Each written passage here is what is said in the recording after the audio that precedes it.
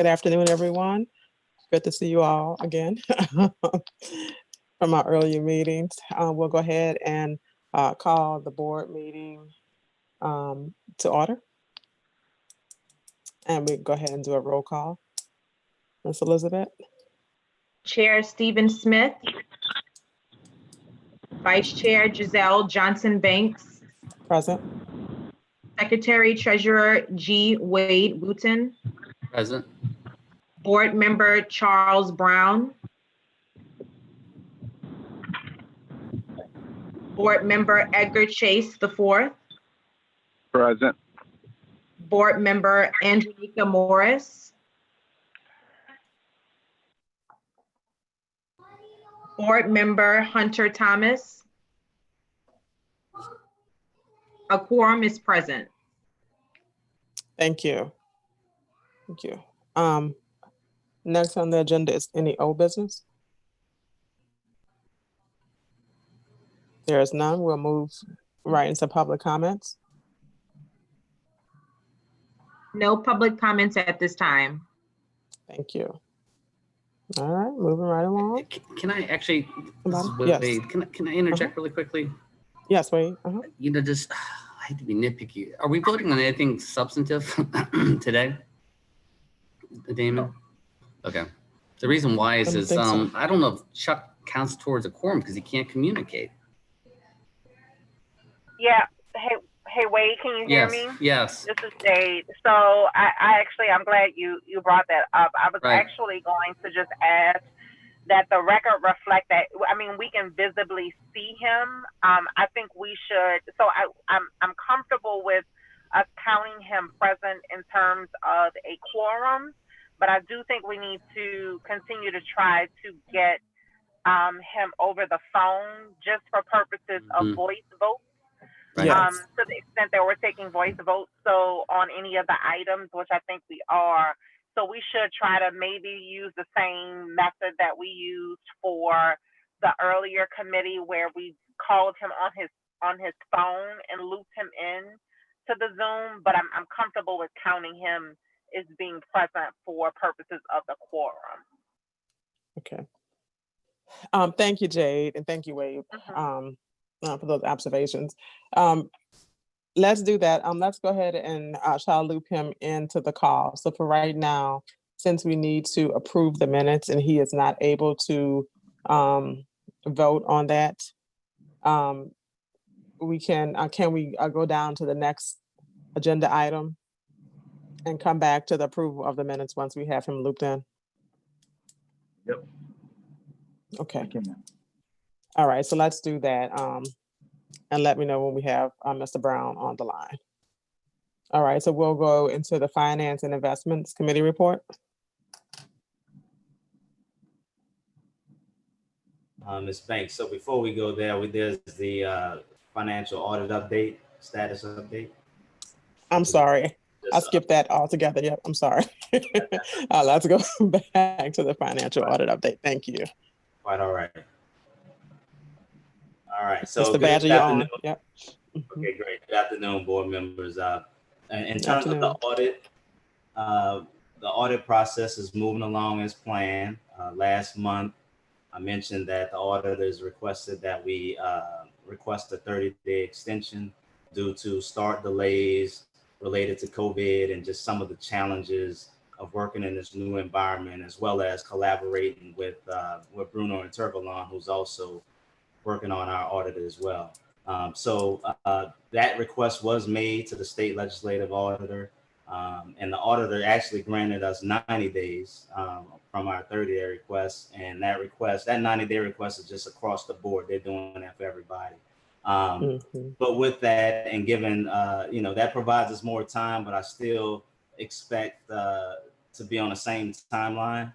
And so I'm expecting the draft to be completed by the end of this month, and then possible review and finalization maybe into the first week of August, or barring any issues. So we're still on task, on course, as mentioned from last week with the 30-day extension, maybe a bleed into the week of August, but I'll definitely keep the board updated timely. of any changes or material issues or any red flags that may come about before then. All right, thank you, Mr. Badger. Any questions, comments for Byron? Okay. All right, thank you so much. And we'll look forward to that draft end of July, early August. Thanks a lot. I think we have Mr. Brown on the phone now. Can we confirm, Mr. Brown? Can I hear your voice? Okay. All right, there we go. Sounds good. All right, so we'll go back to the approval of the June 16th, 2020 board meeting minutes. Hi, excuse me. I'm sorry Yes. to interrupt. I had Mr. Brown on the phone and he asked, when's the due date?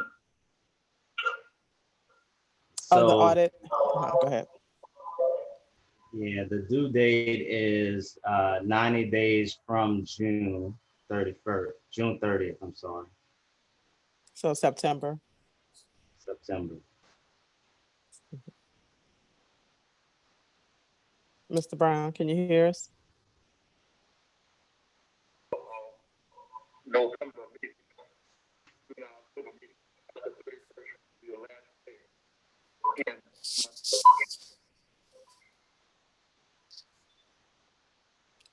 And You're breaking up, Mr. Brown.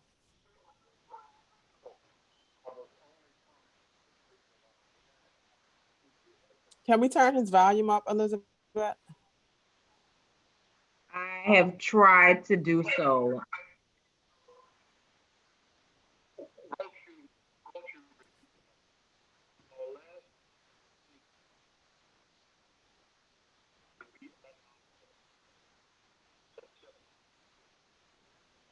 Can Right. anybody understand, Mr. Brown? Okay.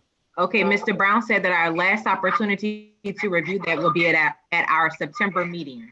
Yes, that's correct. That's correct. So we'll review it in August. If everything is fine, we can accept approval in August. If there are some issues and they have to go back and correct anything, we'll have September also.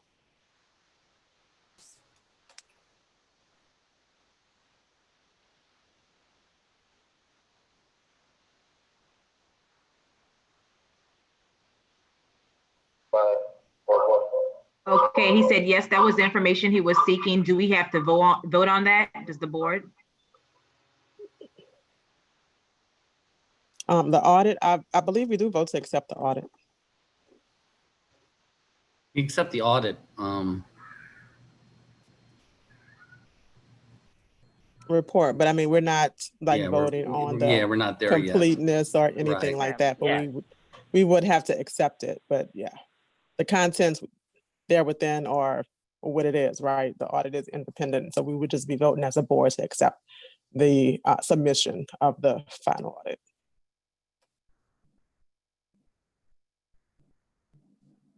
He said, okay. Okay. All right. Thank you. Any other questions on that?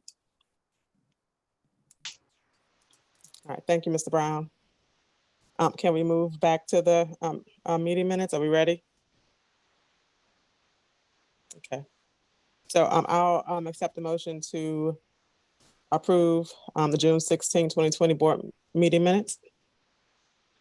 So moved. Thank you. This is Wade. Second. Wade seconding. Wade. Thank you. All those in favor, respond by saying aye. Any opposition?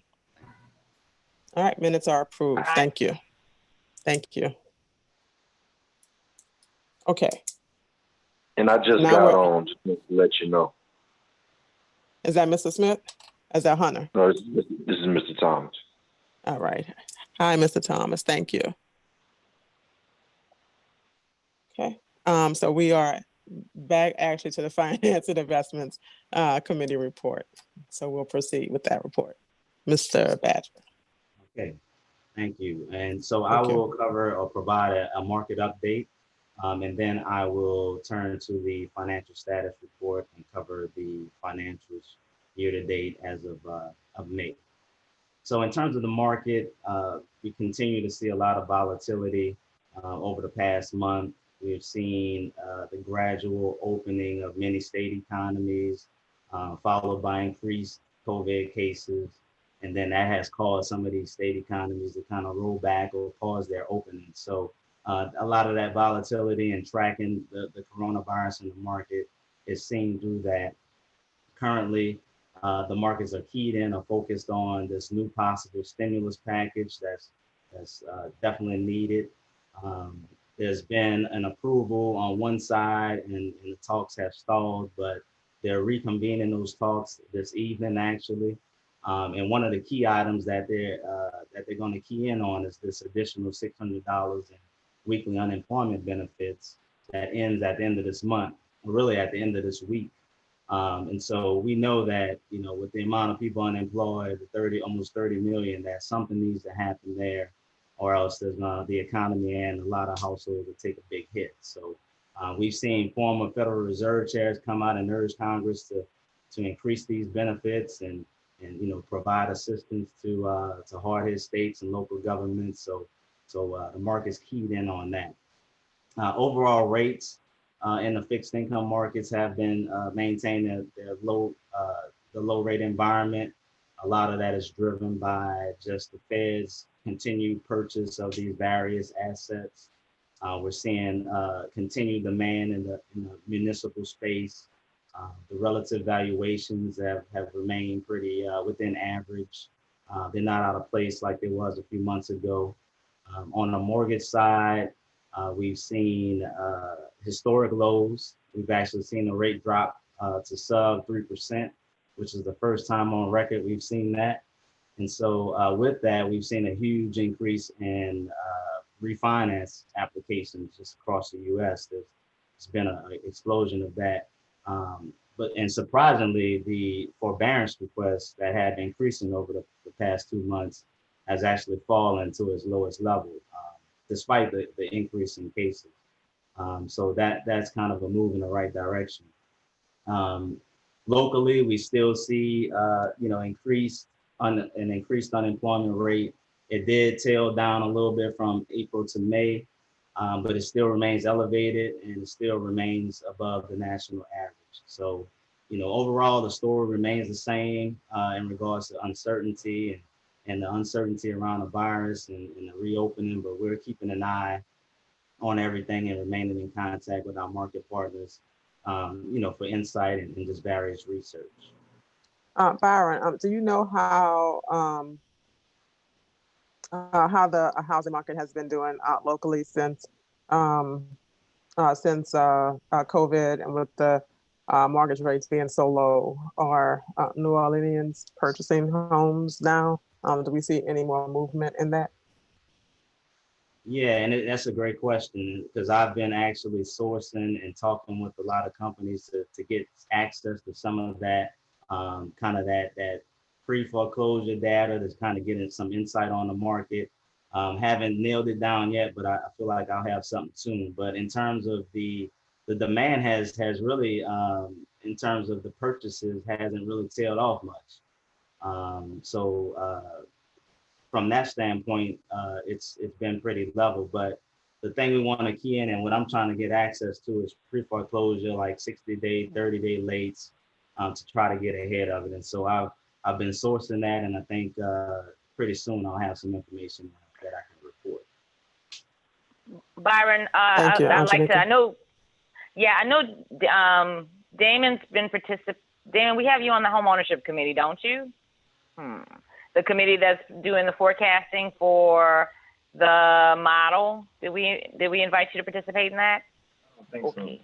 So we need to do that. So we pulled together some groups with NCRC, Urban Footprint, Enterprise, and a few other, NORA, and a few other of our data wonks, and we're building out a home ownership model to talk about the foreclosure crisis that we know is coming. And one good piece of data that we've been able to put our hands on is the pulse data that the census is doing. Their enumerators are out and about, and they actually had the foresight to add some questions around COVID, and they're asking them, and it's only down to the state level, but it's giving them a picture of how many people are confident and able to make their housing and their housing payments. and whether or not they made their last housing payment. And they break it down by home ownership or renter, and then they break it down by race, ethnicity, age, income. They ask them what revenue they've been able to access in the last 7 days, and they're doing this every week for the summer. So I'll send you the link to the email, Byron, and invite you to participate in the data group. We're meeting once a week. And so we're going to have a model by the end of next week to predict, because what we know is going to happen is that this is like being 6 months out from the 2008 financial crisis. Yep. Homeowners are going to be impacted by this. It's not as immediate as the renters, but they're going to be impacted. Yep. And so we're putting together a model to get ahead of that so we can figure out what we can do. That was one of the reasons I think we meant to ask you, Damon, when we asked for the South Second data. That's when we were supposed to invite you to participate in the committee meeting, because that's part of the analysis. Because those folks, there might be an opportunity to help those folks who have South Seconds. They've got a little more equity in their houses and things like that. But we want to get our arms around the market. So Byron, I'll add you to the list, and I will send you the link to the Pulse data, because it's startling, actually. I know and it's only done by the states, so it's not as high level as detailed as one would like. But when you know that 300,000 renters last month didn't pay their rent in Louisiana, you got an idea how bad it is. And we can plan from there. And then for homeowners, the number is last month, state of Louisiana. Wait. I got it right here. Last month, state of Louisiana, 151,000 landlords. 151,000 homeowners didn't pay their mortgage. Oh, wow. Yeah. Wow. That's statewide. That's statewide now. That's statewide. But still, that's statewide. That's statewide, and that's 2 million homeowners. So, but still, that's yeah. Did you say 2 million?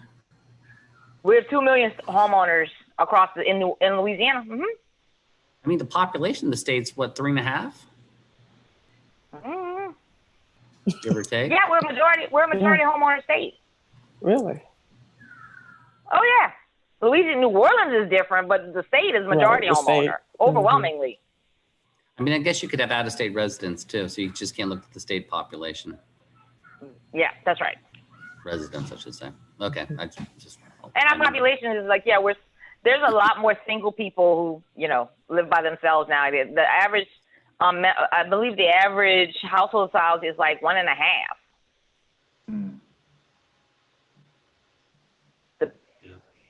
Does not exist anymore. Yeah. Okay, hi again. Mr. Brown is asking that we break down that locally for New Orleans via zip code, so we get a better, look at, everything. Yes. Yeah, and that's actually what I'm working on is getting to those same data points, but to a zip code level. And, I've talked to some of the major companies like Black Knight. They're one of the bigger providers. They're keeping that data so sacred. They want like $40,000 a year. So I've had a discussion with their product manager to just let them know that, we're a public agency, we're a nonprofit, the pricing can't be on the same level as, some of these private banks and the pricing, the scale. So we've had those conversations, and then plus I'm not looking for the U.S. I'm just looking for Orleans Parish. So I'm having those conversations and really trying to dig down to that zip code level, and I think I'm getting pretty close. And NCRC shared with us yesterday a fantastic tool that is the historical foreclosure information just for Orleans Parish. So I'll get you that as well. Nice. Yeah. Okay. Thank you. Thank you both for that information. Very important data. Somebody else, Mr. Brown again? Yes. Yeah, go ahead. He asked that you share that data with him as well.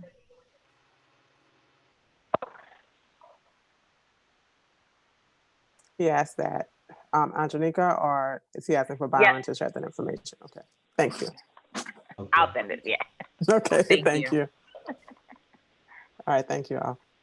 Sorry to interrupt. Byron, you can go ahead and pick up. No problem at all. So I'm finished with the market report. If there's no other comments or questions there. If not, we can turn to the financial status report. So if you're looking at page 1, this provides a snapshot of our actual year-to-date versus budgeted year-to-date revenues and expenses.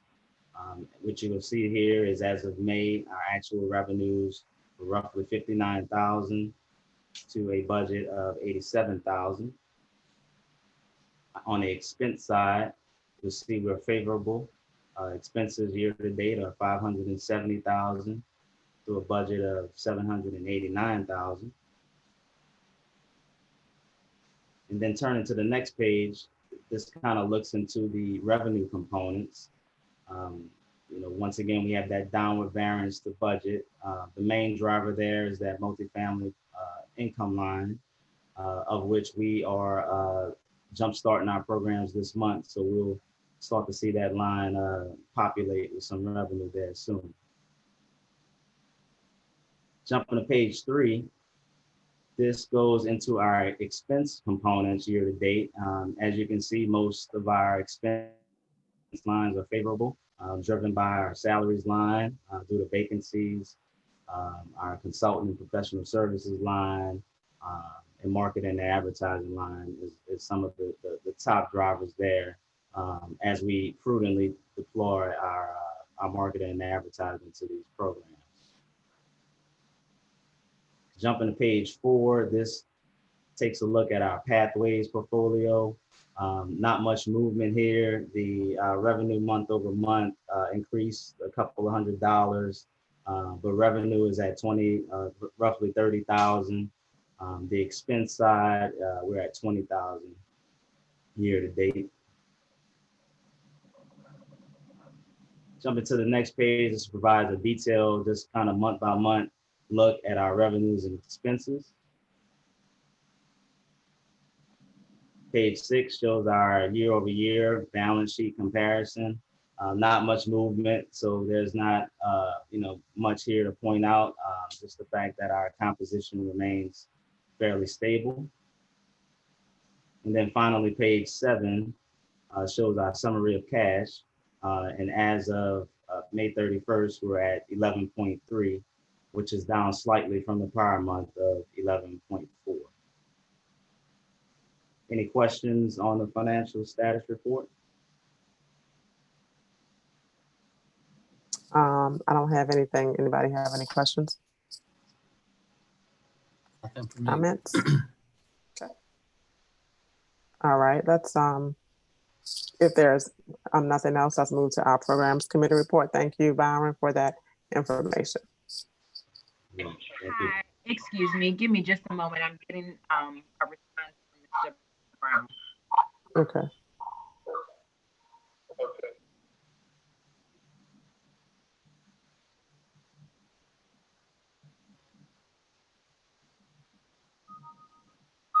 Yes, so Mr. Brown made 2 requests regarding the marketing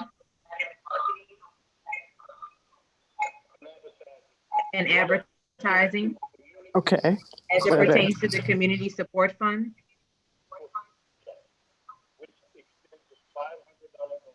which extends, those, yes.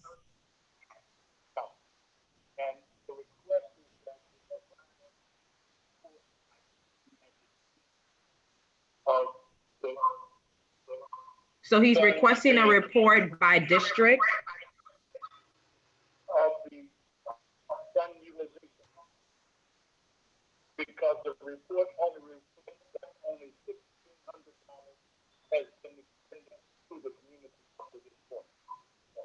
Because the report only gives information that a little bit over 1,600 has been given out via the grants.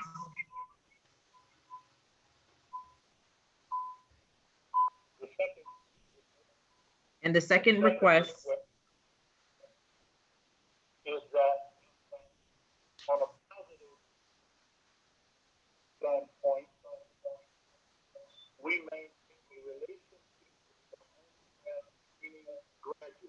And he's asking that Fano maintains a relationship with the home buyer training graduates, particularly from 2019 and 2020, to extend that grant information to that group of persons as well.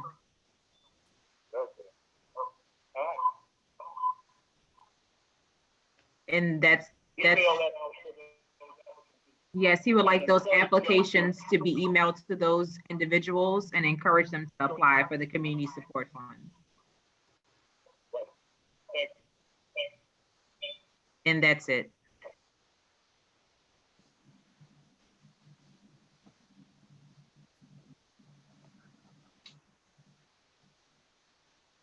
So, Mr. Brown, just a few comments on that. One thing to keep in mind is that, you know, graduates that are graduating from the home ownership class from 2019, they would actually have to qualify for the guidelines that were approved by the board. You actually have had been impacted from income. You know, you receive unemployment. It's some guidelines that they would have to mainly qualify for to receive those funds. But as it relates to the reporting, we do have the demographics to provide that information by zip code. So we'll be updating the report to reflect that information.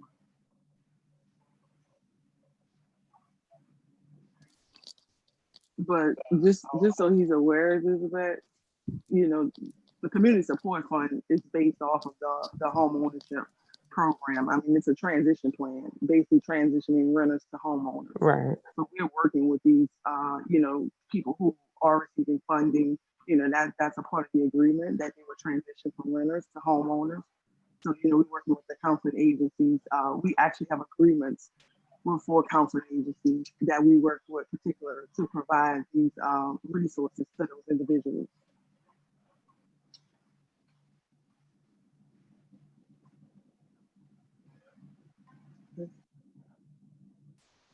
I looked at the protocol that the individual, number one, have a reduced income, all will be eliminated from the country. That's it. That's it. Now, if we have, my understanding is from people that I know, that it is not a user-friendly process. To do that, we have to the financial 10% of that is we don't have Elizabeth, is there a way for you to put Mr. Brown on speakerphone so that we can hear what he's saying? He is actually on speakerphone. That's it. Yeah, it's just not that great of a sound. He's Mhm. basically saying that the criteria that he understands for the community support fund, I guess, doesn't extend enough to the population that really needs to get it. Mhm. So I'm thinking if maybe we could just get him some more information, you know, in depth about exactly the application process, you know, or the likes of the community that we have been reaching thus far, just so that he gets a better view of, you know, just the process that has gone forward thus far. Because it's really hard to hear him and vice versa. I know, kind of delaying me trying to listen and trying to And then translate. Yeah. Right. We can send him the information, some more detailed information on the program, some of the qualifications. And for the rest of the board to understand, we intentionally created this program with requirements that are slightly different than the other programs so that we could take care of some of the people that were falling through the cracks, because there was, you know, there's a lot more That's funding correct. available for, you know, families that are harder hit, but there's some people that just don't get the benefit of those programs. So that's why we set it up that way. But we can certainly dig a little deeper and send Mr. Brown more information so he can understand exactly what we're looking for in the program. And then again, I know I don't know if Mr. Brown was able to hear it at the last meeting, and for the rest of the board too. There is some troubleshooting that we have to do on the community support fund, just in terms of figuring out the right way to promote the program, the right way to deliver to the community. Just, you know, it's new technology, so just the community service and the customer service that comes along with asking the community to send us information over technology. So there is some learning that we're doing in that space, but we're trying to figure out a better way to promote the program and just give it more reach, and also connect it to the existing homeowner programs. So I know Bianca's going to talk about that in a little bit in her report, but while we're on the topic, you know, the community support fund, you know, it just requires a lot more attention in terms of, you know, figuring out the best way to communicate it so that we can get the best reach possible. That's right. Thank you, Damon.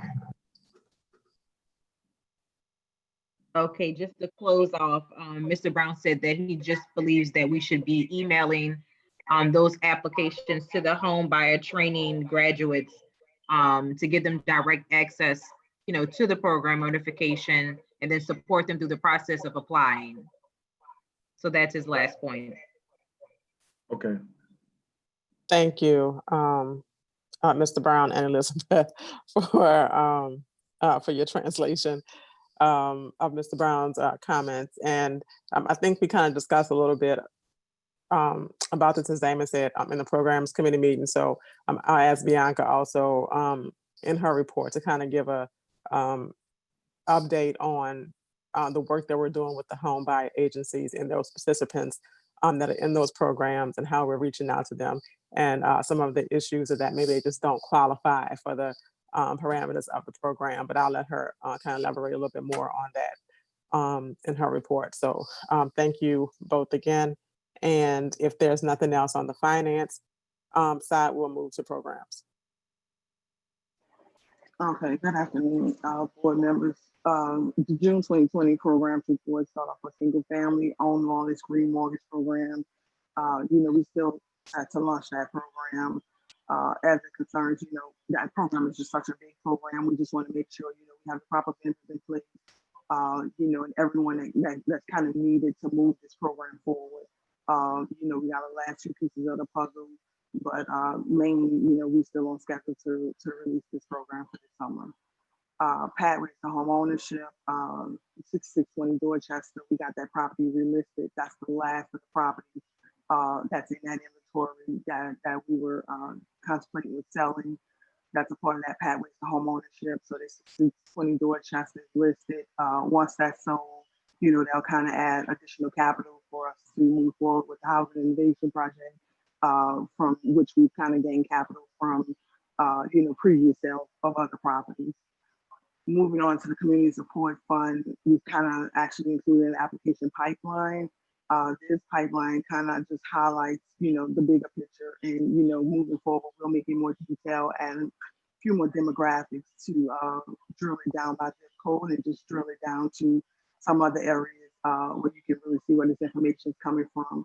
Now, when we talk about applications received, 352, that's 352 people that have actually contacted the finance authority and have requested an application. Basically, it went through our intake process. They qualified based upon those qualifications set up in that intake process, and they're ready to receive an application.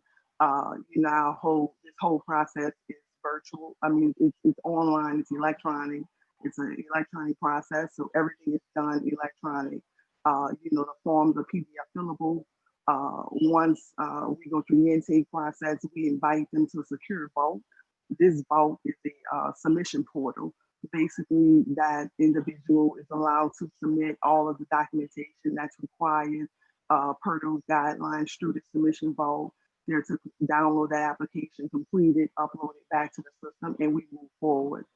Once that's all verified, we're going to contact the landlord. The landlord verifies that the participant is not receiving any type of subsidy. Once they're not receiving any subsidy, the landlord provides their ACH information. If not, they can have the option to provide to get a check sent to the actual property. So that's pretty much how this program is ran. You know, we've had, issues where people just didn't qualify because they've received other subsidy. However, if you receive another subsidy, you can qualify for the utility assistance. We just have some people who may not have access to a PC or just may not, be user friendly with a PC. However, some of the property management have kind of helped those people with getting those documents submitted. Now, as it relates to applications completed, that number needs to be flipped. It's actually 88. So these are 88 applications that we've actually completed, that have actually been completed through the Community Support Fund. And then when it says applicants not activated, that's 113. So even though we've had 350 people actually contact us, 113 have not move forward with, actually activating their account. Landlord agreements, total executed dollar amount. This is the dollar amount we've actually put out on the street, which is $5,150. The Community Support Fund, we are working with these counseling agencies. Basically, the fund is just set up to transition these renters to homeowners. So we have agreements with counseling agencies where we're directly transferring these people over to those counseling agencies. Who's basically creating a transition plan internally for them. We're given a timeline of a year for them to kind of transition over from that renter to home ownership. That was part of the agreement with them receiving the funding. So we've actually put that in place. We're working with the counseling agencies. Right now, everything is virtual with them at the moment. They're actually using one of our platforms, eHome America. So we're very active in communicating with them. And we also receive data information from them as it regards to people who have completed our program, and we've also continued to communicate with them with people that are moving forward to them within our program as well. Moving along, the multifamily developer program pipeline project summaries. Let's move along. That's kind of in these, following that report, that's kind of in these papers directly following that report. So you have a demographic analysis report. This is kind of different from the report you're accustomed to getting. This report kind of highlights the summary, basically kind of talks about the origination summary, the banks, the loans they produce, the amount, the percentage of that. And it kind of just gives you demographic analysis information, annual income, how many loans we produce within those income brackets. It kind of gives you the household size, the actual loan amounts, the purchase price, the loan types, the property types, and basically if it's a new or existing client. So there's a lot more information that we kind of pulled, and just wanted to make sure, we share it with you all. It gives you, a little more than what we were previously given. So just wanted to make sure that we share this. And it's just your demographic analysis report. Thank you, Bianca. Mm-hmm. To the full board, I just want to say what I kind of stated in the programs committee meeting. I really appreciate these reports. It gives us a lot more insight into the program and who we're serving and how we're serving our citizens of New Orleans. So thank you all for the reporting. It's it's very nice option. So sorry to interrupt. You can continue. Just wanted to give that little tidbit. Yeah, thank you. Moving along, this is our developer pipeline. So we've been kind of sharing this pipeline and updating this as information becomes available to us. This is the total developer pipeline. We've kind of gotten this information from, city and other sources as to what's headed our way. And we've included that, but as you would see on page 3 of 3, it talks about these are the projects that we've actually reviewed. So these are projects that have actually, we've received pre-applications. They've actually went through our underwriting committee meeting, and we're kind of ready to, we've moved forward with provided them with a full application, and we'll be ready to present these to the programs committee at the next upcoming meeting. In addition to that, we provided pre-application summaries. So following that page directly, you'll see pre-application summaries for all of those developers and all of those projects. Kind of highlights the applicant, project name, project cost, gives the project description, kind of talks about the job creation, and also gives the anticipated closing date. Now this information was taken directly from the pre-application. We've invited the developer to complete a full application. Once that's done, we'll do our internal underwriting. Once that's completed, we'll submit all that information to the programs committee for them to review. and make a final full recommendation to the board for the move the project along. So right now, we talked about this, during previous meetings, that we would kind of give you all an update and share this information with you all so you can know, kind of what's coming your way. We said that we want to provide it way ahead of time. So, once we do our internal underwriting, we'll kind of, give you all about 2 weeks to review this information ahead of time. And that pretty much concludes the program's report for June 2020. Anyone has any questions or any concerns about anything? Thank you, Bianca. A great report. And again, the pipeline and the anticipated projects are great. The descriptions and the pre-application summaries are great. I'll ask the board, to really look at this and provide any feedback that you have to Bianca and myself as the chair of the programs committee meeting, and Damon, I'm sorry, as well. But please make sure that you are engaged in this and that you really read through these to make sure that the projects that we do approve, when it's time to approve them, that they're not held up. We do have the information and you are able to provide feedback on this. So let's make sure that we do that for the staff so they can move forward as they need to. Any questions for Bianca, comments?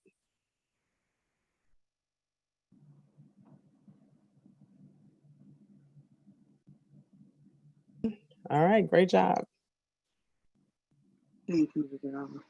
You're welcome. All right, we'll move right along to our executive management report. Damon, you're on. Thank you, Vice Chair Banks. So in your onboard systems, you should see an action plan update. Same update that we've been providing each month. But I'll just pull out a few highlights from it. We're actually in the process, myself along with Ms. Brown and Mr. Badger, in the process of fully updating our mid-year action plan. We're getting ready to do our end of year planning. We're rolling right into 2021 already. So as you know, that's right, we began our planning for next year very soon. So we're making adjustments on the fly. We haven't launched our programs yet, so we've been very conservative with how we spent money. But the most important, I would say, priorities right now from that list are the multifamily program, or the CEA, that we've established with Louisiana Housing Corporation and the City of New Orleans.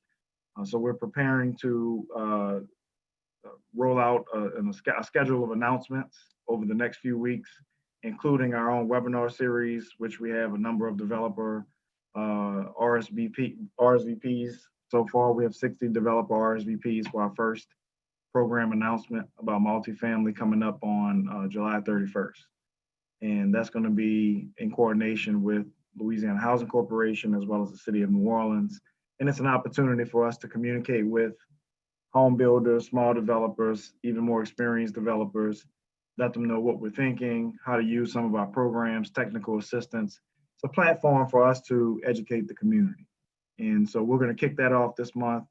You heard Ms. Brown mention the Green Mortgage Program. It's another top priority for us. We're putting in the final pieces, all of the cooperative arrangements that we have to establish for that program, as well as the management components, having the right support on the, or having the right internal support via staff or consultants if we need it.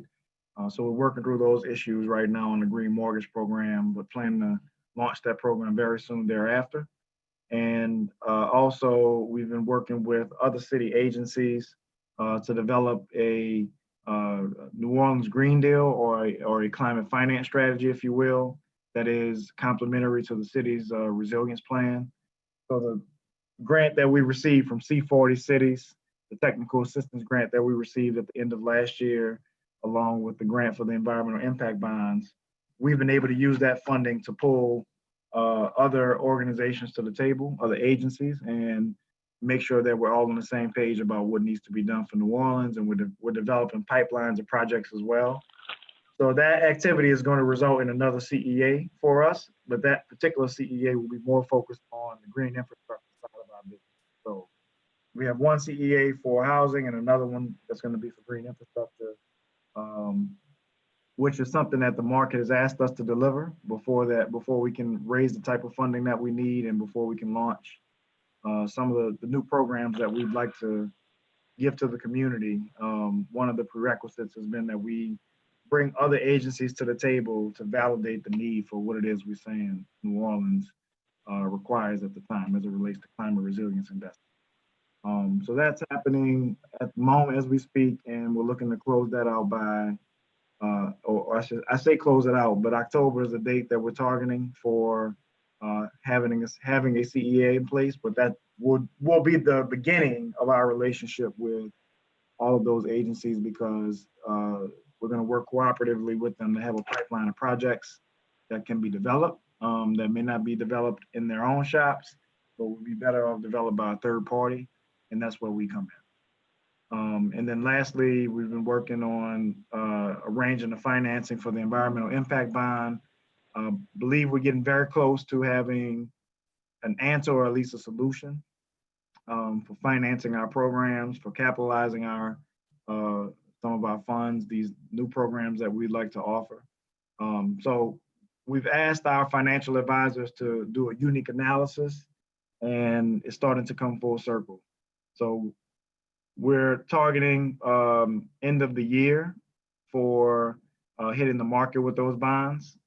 Market timing, of course, will also play a factor, and we have to get our approvals in place. So our goal is just to be ready, at least be ready to hit the market by the end of the year. And we're getting very close to, like I said, having that structure in place. So those are the main priorities for us right now. Making sure that we have all of the right resources to execute on this plan. We're starting to interface with the community via the community support fund. I think that was a good example of type of contact that we'll need to have with the community. So it's going to be important for us to build upon it. I think that was a very strategic way for us to get back into the market. And then I'm sorry, one last thing I failed to mention. As a part of the rollout schedule, the rebranding of the organization will also be announced. So we'll begin using Finance New Orleans, our new Finance New Orleans brand, and visuals to go along with it. Okay. So over the next few weeks, you'll start to see us turn over the branding and kick off our new programming, the new programming that we've been developing for long before we got here, this current executive team. And I know the board has been working on for some time. So we've reached that point, and we should have our first program revenue for multifamily in September. So that's a great milestone for us, and will also allow us to create new programs. That's one of the breakthroughs we've discovered through the EIB process. Is by having pilot revenue, we still have to develop it. We still got a long way. We got to make it real. But having that power frees up our financing to do other things as well. So that's a critical win for the organization, and the executive team is really focused over the next few weeks and getting staff buckled down on making sure we complete all these tasks so that we can hit our goals going into the fourth quarter, and that will be good momentum for us in 2021. Yeah, awesome work this year to you and your team, Damon, and the board. We've done a tremendous amount of work. So thank you to you all. So great job. Any questions or comments for Damon? Okay. One comment I want to share with the board. So Damon talked about the developer series that they'll be kicking off July 31st. I did ask that Damon and Elizabeth share that information with the board so that you can share it to whatever networks you have to make sure that we're casting a wide net for those small developers who may not know that this is taking place, and to really market, and brand the agency with the work that we're doing. So thank you all for sharing that information once you get it. Absolutely. Anything else, Damon? Mm-hmm. And just so members of the community that are listening in right now or watching us, the developer series is designed for smaller developers. We're going to try to accommodate as many people as we can on the platform. At the moment, we've made a decision to limit the number of people in the room at one given time in the Zoom room, just so we can manage the crowd. but it will also be streamed live on YouTube. So even if someone isn't able to make it into the early set of RSVPs, they can still watch the meeting. It'll be posted on our YouTube page. It'll also be posted on our website. But we'll also continue to find a solution to make sure that anybody that wants to participate can participate. But that's how we're getting it started. And as Vice Chair Banks stated, share with your networks. We're continuing to develop that network of developers. We have a pretty good list thus far. Like I mentioned, we have 60 RSVPs, and I know many of those are smaller developers who are going to be dependent upon us to develop some programming and technical assistance to get them across the finish line. So that's the early conversation we've been having and the relationship we've been trying to develop. So that's going to kick off July 31st, and that's an exciting event for the agency, because we'll be joined by Louisiana Housing Corporation in the city, and we'll show a united front for the first time in a long time. Great job. Thank you. Thank you again. All right. Mr. Brown, anything? Make sure we catch him. All right. We'll move along to executive session. I don't think we have a need for executive session. Oh, he has something. Okay. Give me a moment. Yes, thank you. Beat the competition, and he's talking about Jefferson Parish. What is the question? I'm sorry, Elizabeth. It is not a question, it's a comment.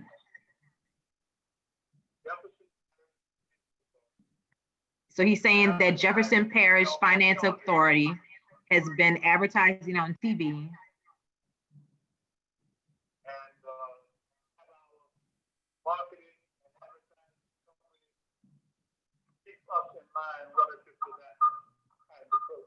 And he'd like our marketing vendors to keep up in regards to maybe what Jefferson Parish is doing, or just, take note.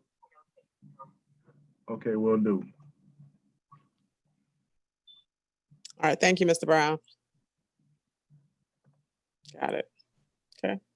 I don't think we have anything for executive session, right? No. Okay. Is there any other business, Damon? Not today. Okay. If there's nothing else, I will entertain a motion to adjourn the meeting. Made by Wade. Thank you, Wade. I'll second. Edgar Chase. Thank you, Mr. Chase. All right, meeting is adjourned. Thank you all. Thank and y'all. We will see you all next month. Thank you. Have a good night. Bye. You too.